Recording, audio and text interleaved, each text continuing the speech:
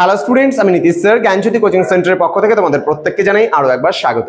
তো স্টুডেন্টস, আজকে আমি তোমাদের সঙ্গে আলোচনা করব এনইপি 4 ইয়ার আন্ডার গ্র্যাজুয়েট প্রোগ্রামের অধীনস্থ যে সমস্ত ছাত্রছাত্রীরা বাঁকুড়া ইউনিভার্সিটির অধীনস্থ বিভিন্ন কলেজগুলোতে সেকেন্ড সেমিস্টারে পড়ছো, তোমাদের পরীক্ষা কিন্তু চলে এসেছে আসন্ন। তোমাদের বলে রাখি, আজকে যে আলোচনার বিষয় সেটা কিন্তু চরিত কথা যে প্রবন্ধ রয়েছে, সেই প্রবন্ধ কার লেখা? প্রাবন্ধিক রামেন্দ্র সুন্দর ত্রিবেদীর।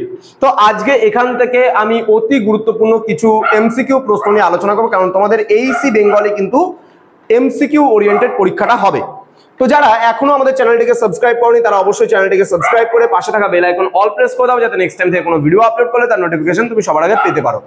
এছাড়া অনলাইনে তোমরা যারা ভাবছো আমাদের সঙ্গে যুক্ত হবে, ক্লাস করবে, প্রচুর ছাত্রছাত্রী বাঁকুড়া ইউনিভার্সিটির আন্ডারে ইতিমধ্যে আমাদের সঙ্গে যুক্ত হয়ে গেছে এবং তারা রীতিমতো ক্লাস করছে। তো তোমরা যারা ভাবছো যুক্ত হবে তারা অবশ্যই যোগাযোগ করবে আমাদের অফিসিয়াল নাম্বার 7076398606 নাম্বারে অথবা 6295916282 নাম্বারে।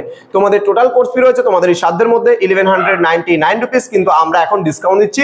তুমি যে কোনো সেমিস্টারে অ্যাডমিশন নিলে পরে 599 রুপিসের বিনিময়ে যুক্ত হতে পারো। আজকে সেকেন্ড সেমিস্টারে ক্লাস নিচ্ছি, এরপরে যদি তোমরা ভাবো যে থার্ড সেমিস্টারে অ্যাডমিশন নেবে আমাদের জ্ঞানজ্যোতি কোচিং সেন্টারে, অল সাবজেক্ট পড়তে পারবে পুরো 6 মাস মাত্র 599 রুপিসের। আমাদের কোর্স ফি থাকে 1199 রুপিস, কিন্তু পুরো আমরা একটা বছর আমরা ডিসকাউন্ট দিচ্ছি 50%।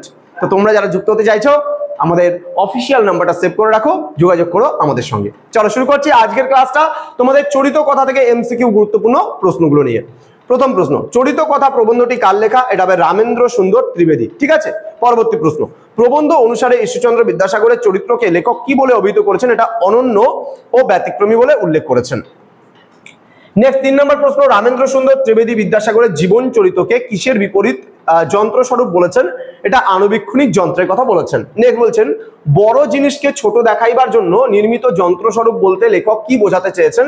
এটা হবে কি বলছে, বিদ্যাসাগরের জীবন চরিত্রের সামনে তথাকথিত বড় মানুষও যে ক্ষুদ্র হয়ে যায় এটার কথা বোঝাতে চেয়েছেন। নেক্সট, বিদ্যাসাগরের মূর্তি আমাদের চতুর্পার্শ্বস্থ ক্ষুদ্রতার মধ্যস্থলে কিসের ন্যায় দণ্ডায়মান থাকে? এটা হবে ধবল পর্বতের ন্যায়। নেক্সট বলছে, লেখকের মতে এই দেশে এই জাতির মধ্যে বিদ্যাসাগরের মতো কঠোর কঙ্কাল বিশিষ্ট মানুষের উৎপত্তি কিরূপে হলো তা কেমন বিষয়? এটা হবে বিষম বিষয়। নেক্সট, বিদ্যাসাগরের দুর্দম প্রকৃতি কেমন ছিল? এটা হবে ভাঙতে পারে নোয়াতে পারে না। নেক্সট, বিদ্যাসাগরের উগ্র পুরস্কার কি করে? সহস্র বাধা বিঘ্ন ফেলে নিজেকে অব্যাহত রাখে। পরবর্তী প্রশ্ন, বিদ্যাসাগরের উন্নত মস্তক কখনো কার কাছে অবনত হয়নি? ক্ষমতা ও ঐশ্বর্যের কাছে কিন্তু কখনো যে অবনত হয়নি। নেক্সট, বিদ্যাসাগর সমস্ত প্রকার কি থেকে মুক্ত ছিলেন? এটা হচ্ছে কপটাচার থেকে কিন্তু তিনি মুক্ত ছিলেন। নেক্সট বলছে, মেরুদণ্ডের সরলতা, আত্মনির্ভরতা, আত্মমর্যাদাবোধ, পুরস্কার প্রভৃতির এই সমস্ত গুণ কাদের চরিত্রে একান্ত অভাব বলে অনেকে মনে করেছেন? এটা হবে বাঙালি চরিত্রে। নেক্সট, এই সমস্ত গুণ আদৌ ইউরোপীয় চরিত্রের প্রভাব সঞ্জাত নয়, বরং হয় তার স্ব অর্জিত নতুবা কোথা থেকে লব্ধ? পিতামহের কাছ থেকে জন্মের সূত্রে লব্ধ কিন্তু। হ্যাঁ, নেক্সট বলছে, বিদ্যাসাগরের সমগ্র জীবনটা কিভাবে কেটেছে? এটা হবে লড়াই করে কেটেছে। নেক্সট বলছে, বিদ্যাসাগর যে স্থানে জন্মগ্রহণ ও শিক্ষা গ্রহণ করেছিলেন সেই স্থানের পাশ্চাত্য ভাব তার মধ্যে কি করেনি? এটা হবে প্রবেশই করেনি। নেক্সট হচ্ছে, বাঙালি চরিত্রে আমূল পার্থক্য থাকলেও বিদ্যাসাগর ছিলেন খাঁটি ড্যাশ, এটা হবে বাঙালি। নেক্সট, বিদ্যাসাগরের বাল্য জীবনে ইউরোপীয়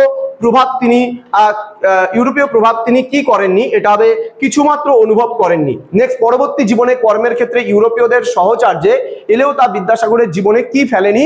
এটা হবে প্রভাব ফেলেনি। নেক্সট, প্রকৃতপক্ষে বিদ্যাসাগর কিসে বলিয়ান ছিলেন? এটা হবে আত্মশক্তি ও আত্মমর্যাদাবোধে বলিয়ান ছিলেন। নেক্সট বলছে, বিদ্যাসাগর প্রচন্ড অভিমান ও দর্পের সাথে আজীবন কি ব্যবহার করেছেন? এটা হবে দেশীয় ধুতি ও চটি জুতো ব্যবহার করেছেন। নেক্সট, বিদ্যাসাগরের লোক হিতৈষণা ইউরোপীয়দের লোক হিতৈষণার মতো কেমন ছিল না? এটা ব্যক্তিগত ফুর্তি ও তোমার নিজত্বের অভিব্যক্তি। নেক্সট, বিদ্যাসাগরকে ফিলান্থ্রপিস্ট না বলার কারণ কি? তিনি নীতি, ধর্মশাস্ত্র ও সমাজের তোয়াক্কা করতেন না। নেক্সট বলছে, দুঃখীর দুঃখে দুঃখী ও অভাবী ব্যক্তিকে বিদ্যাসাগর কি করতেন? এটা হবে সাহায্য করতেন ও শুশ্রূষা করতেন। নেক্সট, একজন সমাজ সংস্কারক হিসাবে বিদ্যাসাগর কোনো কুপ্রথাকে দূরীভূত করতে ব্রতী হয়েছিলেন। এটা হবে বিধবা বিবাহ ও বাল্য বিবাহের মতন। নেক্সট, নারী শিক্ষার পথে বিদ্যাসাগর সর্বদা কেমন ছিলেন? এটা আবার বলছে ব্রতী হয়েছেন। দেন লেখক বিদ্যাসাগরকে কি জ্ঞানে পুজো করলে তা ভুল হবে না বলে মনে করেন? এটা হবে বাঙালির দেবতা জ্ঞানে পুজো করে না বলে মনে করেন। নেক্সট, বিদ্যাসাগরের চরিত্রকে লেখক কি বলে অভিহিত করেছেন? এটা হবে অপ্রতিম আলেখ বলে অভিহিত করেছেন। নেক্সট, বিদ্যাসাগরের জীবনচরিতকে লেখক কেন আণুবীক্ষণ যন্ত্রের বিপরীত বলেছেন? এটা হবে কারণ এটি বড় জিনিসকে ছোট করে দেখায়।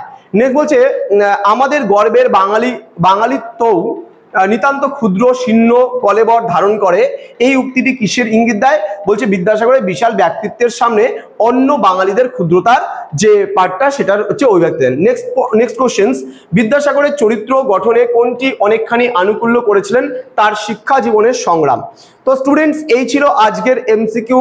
আমি প্রতিটা জায়গাতে 30টা 29টা 25টা করে প্রশ্ন আলোচনা করছি, খুব গুরুত্বপূর্ণ প্রশ্নগুলো। তোমরা অবশ্যই এই প্রশ্নগুলো পড়লে তোমরা একবারে 100% কমন পাবে। তো স্টুডেন্টস যারা বাঁকুড়া ইউনিভার্সিটি আন্ডার বিভিন্ন কলেজগুলোতে পড়ছো, তারা অবশ্যই আমাদের জ্ঞানজ্যোতি কোচিং সেন্টার অফিসিয়াল ইউটিউব চ্যানেলটিকে সাবস্ক্রাইব করে পাশে থাকা বেল আইকন অল প্রেস করে দাও, যাতে নেক্সট টাইম থেকে কোনো ভিডিও আপলোড করলে তার নোটিফিকেশনটা তুমি সবার আগে পেতে পারো। এছাড়া অনলাইনে তোমরা যারা ভাবছো আমাদের ক্লাস জয়েন করবে, তারা অবশ্যই যোগাযোগ করবে আমাদের অফিসিয়াল নাম্বার 62 এটা হয়ে গেছে, দেওয়া যাবে, কাটার দরকার নেই, বাস হয়ে গেল, অসুবিধা কি? অত